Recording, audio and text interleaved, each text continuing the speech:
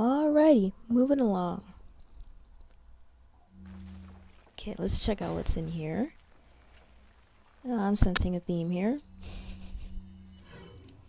So anyway, I hope you guys are doing well.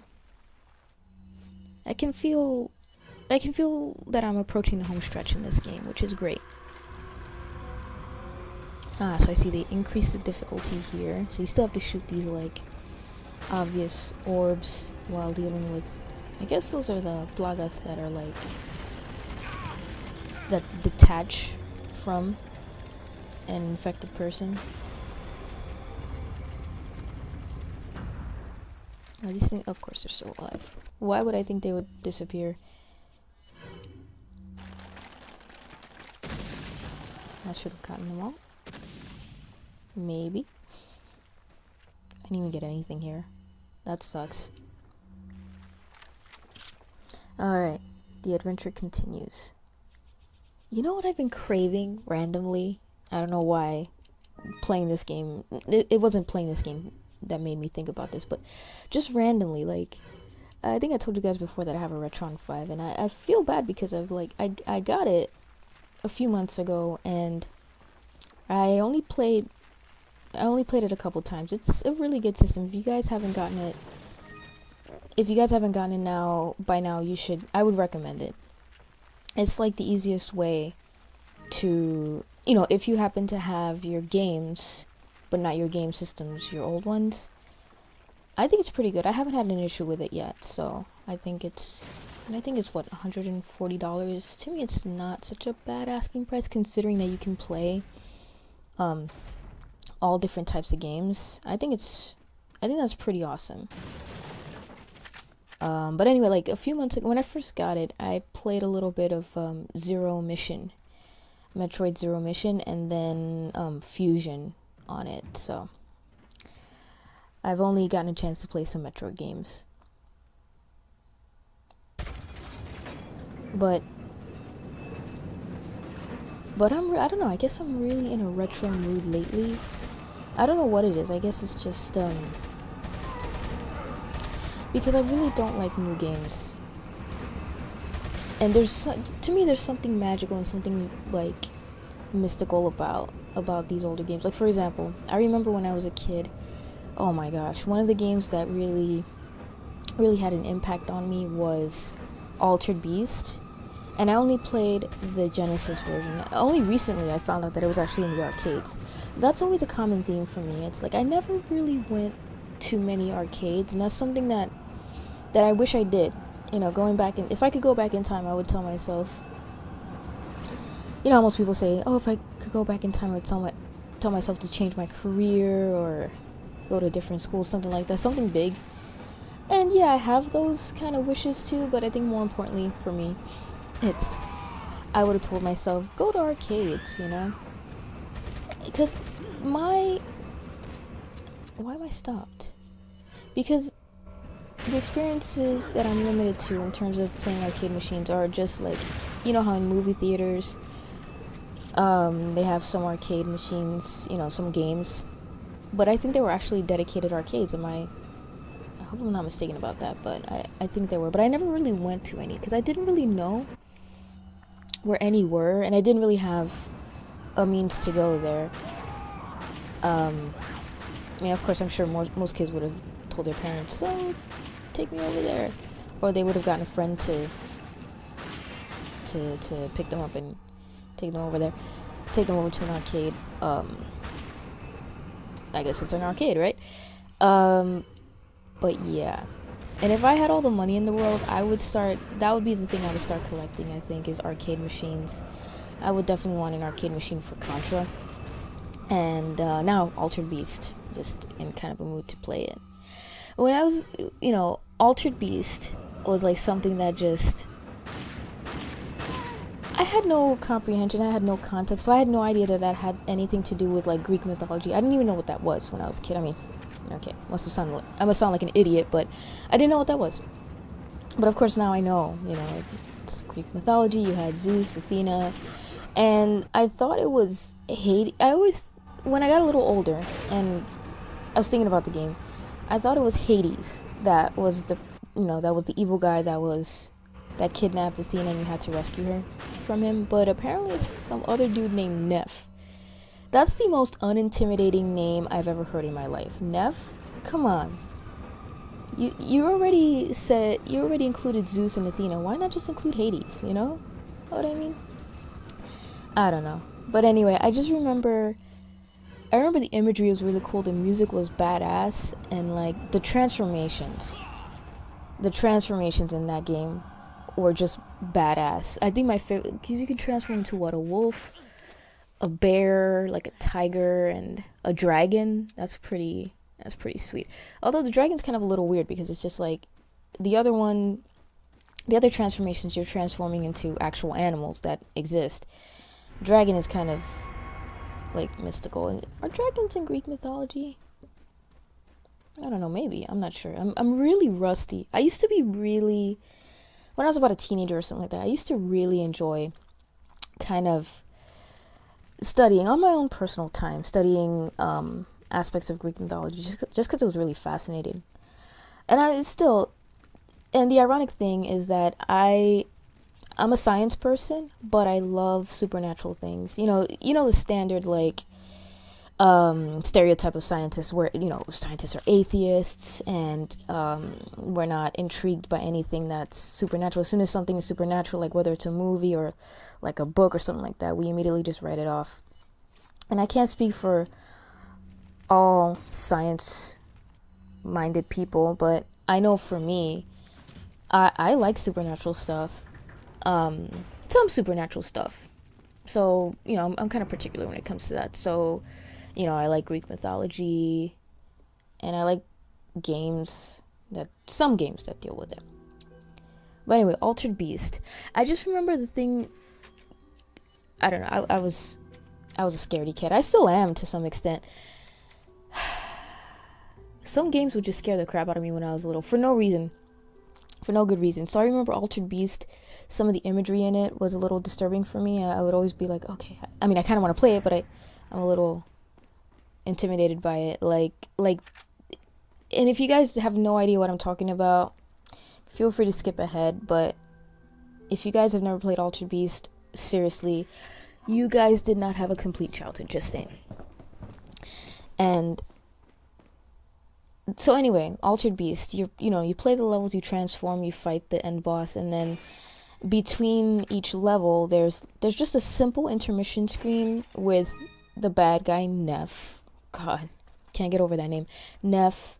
I guess he's trying to sacrifice Athena for something. I don't know. I didn't really understand it, but I just remember, and the music would always be like scary for me. And it's still kind of chilling. I don't know that it's still a little like, wow, this is interesting, and it's kind of a little intimidating, but it is what it is. But then again, I'm the same person that was intimidated by the moon in Sesame Street, ABC 123. Was there one? There were some games that were Sesame Street ABC, and then other games that were Sesame Street 123. Is that right? Like the NES games, there were two versions of it. I think that's the case. So I had one of those. I think it was 1, 2, 3. Yeah, it was, because it was numbers and shapes. And by the way, this right about here is where I said, okay, this game just got really ridiculous. I mean, come on.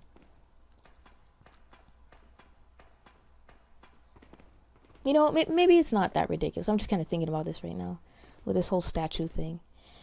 Not the fact that it's a puzzle. Oh, okay. Forgot about this part. Where the hell did these guys come from? There was nobody there like a second ago, and it's impossible for them to have been there. Okay, so we have a dude right here. Hello. And yeah, I didn't see that guy. Whoops.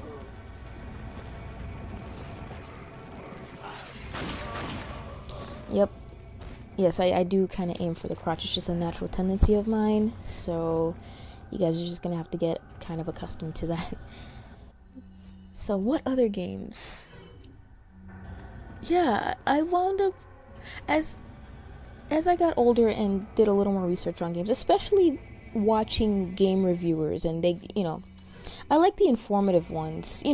Definitely, ones that are funny. Of course, I love humor in my reviews and, in reviews that I see and in Let's Plays, whatever. But I also like the ones that are informative as well. So, YouTube and people on YouTube were the reason why I started to learn that a lot of the games that I played as a kid, a lot of Super Nintendo and Genesis games, were actually arcade games. Like, I didn't know until recently that Turtles in Time, which that's gonna be one of my projects, is to try to get some of these games from my childhood. Because the thing is that a lot of these games that I played as a kid, I never actually had. I have to say that my cousin was actually the person that introduced me to a lot of games, including Resident Evil 2, but he had all the games. Like, he had Altered Beast. I never had Altered Beast. He had Turtles in Time. He had, oh my gosh, you name it, he had it, and I was always so jealous of him. I had my own set of games. It wasn't like I had none, but I had a lot less. And so I would always kind of go over to his house to play them, and it was such a good time. I mean, that was my childhood right there. Like, it was definitely good memories there. And so I'm gonna try to, like, get some of these games again, these older games. Like, I want Turtles in Time, but I don't have it. I want Altered Beast. Those are the only two games I can think of so far. But yeah, and then it's funny because then I think ahead a few years after that, when you started to get the PlayStation 1, it started to get 2 PlayStation 1 games and Nintendo 64 games, and I got an arrow shot in my ass. That's ridiculous. How cheap is that? Fucking Daryl Dixon over here with flaming arrows. What a douche. Oh, speaking of Ninja Turtles, and this is gonna be really random, but really not.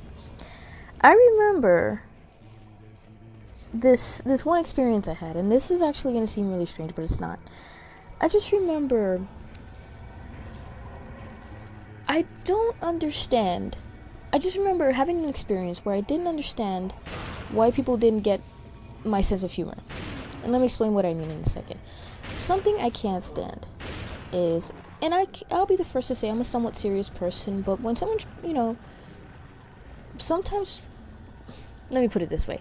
I thought I was a serious person, but then I started to, when I started to cast, and I know I keep mentioning this a lot, when I started to cast, but when I was casting, that's when I realized that people really don't have a sense of humor, and it's really unfortunate. I remember this one particular experience. I was playing Metal Gear Solid, of all games, okay? I know I mentioned Ninja Turtles, but trust me, I'm not being random. This has a point. So I was playing Metal Gear Solid, and I was playing, I think it might have been my first playthrough too. Yes, I only played Metal Gear Solid recently. Anyway, so I was up to the part where I was fighting the ninja. I forgot his name. I've only played Metal Gear Solid a few times, so please bear with me. So I was fighting against the ninja, and you have to fight him hand to hand, and Otacon is there, right? And he's hiding. So then after that, you get treated to a cutscene. So at one point in the cutscene, Otacon mentions the Manhattan Project. If you've played Metal Gear Solid, you know exactly what I'm referring to. So then I decided to make a joke, and I said, Manhattan Project. Isn't that a subtitle for a Ninja Turtles game? Now, I know full well the Manhattan Project is a real event that happened, but there's such a thing as humor and lightheartedness. I'm playing a game, not giving a lecture.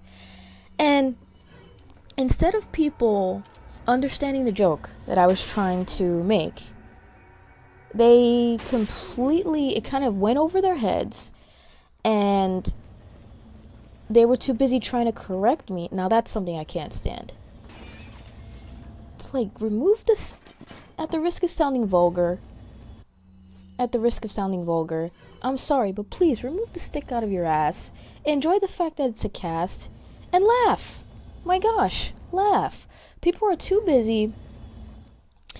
We're in a culture, and I don't know how widespread this is, but I seem to always run into people, I guess I'm just lucky that way, that are too busy trying to correct people, even though there's not really anything that needs to be corrected because it's just a joke, and it's not a misunderstanding, it was a joke. They're too busy trying to correct people to just enjoy something. And I just remember just sitting there like, wow, I just don't understand. And then I thought maybe it was me that, maybe there was something I said or a way I said it that just made people miss the mark. But I was just like, oh, come on. And then I see other people doing exactly the same thing, saying similar things, having a similar type of humor, and people enjoy it. But it's just like, I just don't understand it. Anyway, just another mini rant of mine. These last few videos of mine, oh my gosh. Okay, how the hell is this even possible? He's got glowing eyes. I have to ask, how old is this statue? That it has the ability to move. Oh my god. I forgot that there's a stupid lock here. Move, move, move, go, go! I played this already. Why am I so intimidated? Oh my gosh, he's continuing to follow. Oh dear. Okay, so obviously this was the first and only time that this statue was used for this precise purpose, because it collapsed the bridge. It was too heavy for the bridge, presumably. So, okay. So nice you could join us, Mr. Scott Kennedy. You again. The sacred rite that's about to begin at this tower shall endow the girl with magnificent power. She will join us, become one of us. This is no ritual. It's terrorism. Isn't that a popular word these days? Not to worry. We've prepared a special ritual for you.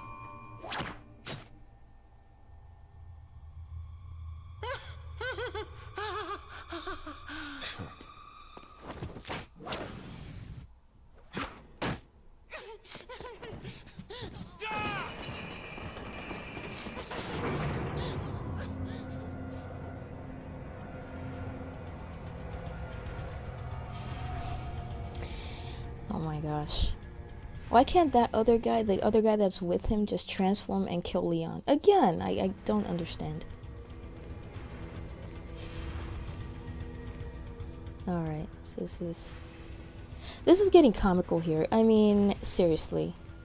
I said it before, but it's just like, you can tell that the game makers, oh my god, Donkey Kong. Jesus Christ. I thought we were going forward in gaming, not backwards. Oh dear. By the way, that's another game. I never played the original Donkey Kong, like the arcade one with Mario, or whatever the hell his name was. Was it Jumpman or something like that? He wasn't Mario then, he was Jumpman. Some shit like, oh my god!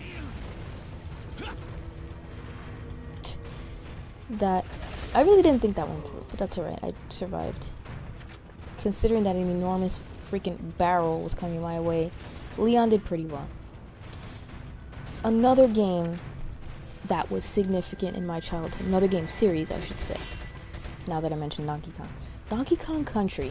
Oh my god, how freaking awesome is that game? Trilogy. I think my favorite Donkey Kong Country, and I shouldn't have said trilogy, my apologies, there were more Donkey Kong Country games than that, but I mean, I'm referring to the trilogy on Super Nintendo. Because I know there was like Donkey Kong Country Returns, I know there's like a recent one that came out like recently, Tropical Freeze or something like that. But I only ever played the Super Nintendo ones. And my favorite one was the second one, the one with Diddy Kong and Dixie Kong. The music in that game is amazing, and that was like the first game that introduced the Lost World, and I just thought, man, that's freaking badass. I've beaten the game, but I still haven't beaten it fully. You know, beating all the Lost World levels, that kind of thing. And let me tell you something. I did this article for a game, an online gaming site, news site, And the article was about my top, I think it was 5, no, it was 10, excuse me, top 10 or so Super Nintendo songs. Not games, songs. And if you know me, you probably weren't surprised with my number 1 pick. Sticker Brush Symphony. And if you don't know what that is the song that plays during those Bramble themed levels in Donkey Kong Country 2. That music, that song, even when I was a kid, that song was so amazing and is so amazing. It rivals with music today, and I can say that easily. For me, not only is that my favorite Super Nintendo song, just hands down, nothing else even comes close. Although I do say that a lot of Super Nintendo games have some awesome music. I have to say that, that's the truth. For me, not only is Sticker Brush Symphony the best Super Nintendo song by far, but to me, it's one of the best video game songs of all time. From you know, the 16-bit era, to comparing that to songs before that and songs way after that. For me, the song was so profound that it was just, when I was a kid, not even kidding, not even joking around, I actually had this thought where I said, wow, this song, I don't think I'm ever gonna find a song that's this awesome. I actually felt sadness for it, almost like, you know, that slight sadness that you feel when you're nostalgic for something, that you're just like, wow, I wish things were like this, or I remember when I was a kid and I played this game or I watched this movie, whatever experience of nostalgia you had. So even as a kid, I felt that nostalgia sadness, even though it wasn't nostalgic at the time. The game had just come out. Isn't that crazy? I don't know. It's tough to explain, but I hope you guys see what I mean. It was just really, really interesting to me. Let me say something. This is ridiculous right here. I don't know if this is like a stream of infinite enemies, and you have to kill them because they keep stopping the elevator because of their weight. I guess that's what it seems like. So I'm just gonna kind of keep on trucking with these guys and see. I don't even have time to reload. This is so intense. Oh my god. I think those things can decapitate you, so I have to be very careful. But I don't know if the decapitation is dependent on your health. It might be. Like, in other words, you're more likely to get decapitated. I think you're more likely to get decapitated if you have lower health. Okay, so I thought the enemies were infinite, but I was wrong. So now we're just gonna kind of keep going up, huh? And I have no idea where I'm going. I think that's abundantly clear. But I think this is kind of a break point right here, like a point where you can just kind of breathe and just relax before the next onslaught. That's this game. It's just onslaught, pause, onslaught, pause. Onslaught with new enemy. Pause.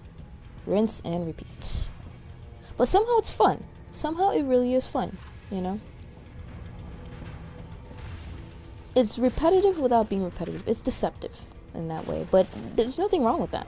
There's nothing wrong with that. I'm not trying to insult the game, you know? So, okay, so apparently there's a treasure around here, around these parts, and I can never read these maps, so I'm just... Oh, I guess it's here. That's it. There you go. Gold bangle. Uh-oh. Can I... Oh, of course I can climb back out. But now we're gonna move on. And believe it or not, right here, we are actually... There's really not much else to do in the castle. You'll see there's one more significant thing that needs to be done. But really, we're about to change settings, which is exciting. It was starting to get a little long for me, in my opinion, but not too crazy, to the point where I'm just like, okay, I'm sick of this. I don't even want to play this game anymore. This game does a good job of, like, putting you in a situation long enough but not stretching it out much longer than it needs to be, I think. Got a selection of what do you say? Sometimes it does it in a very heavy-handed way, but that's okay. So I'm just gonna sell some of these things. I'm gonna still hold on to this butterfly lamp. I'm hopeful that I can complete it. Okay. Oh, this is good. Definitely want some of this ammo right here. Need it. And I'm gonna save my game. And this video is running a little long, so I'm gonna actually just save the game and leave the next part until next time. So, hope you guys enjoyed the video, and I will see you next time right here. Bye!